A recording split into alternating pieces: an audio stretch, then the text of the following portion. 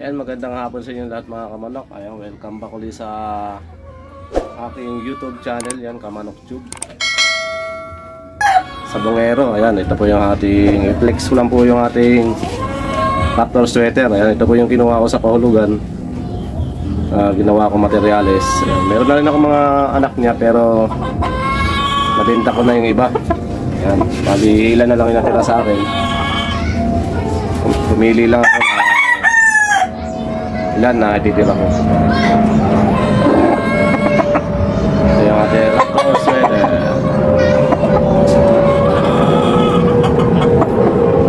Ganda manok ko mga manok, high station.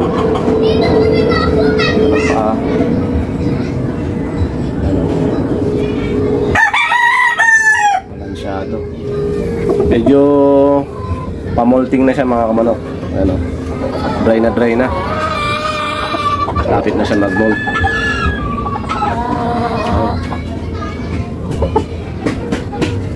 Talagang isang taong ko itong ano, ay 7 months.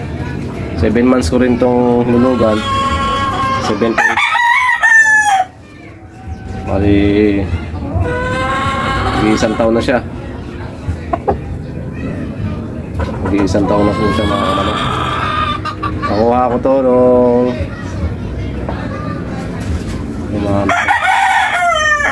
June din yata o July mga ganun, July, August. Isang taon na to ating Raptor sweater.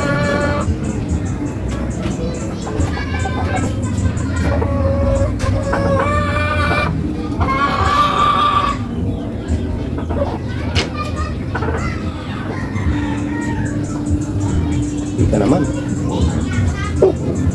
So ayan kan mga kamanok, hanggang dito na lang yung ating video. Ayan, in-update ko lang po kayo dito sa ating Raptor sweater, ating materials na ginagamit dito sa ating backyard.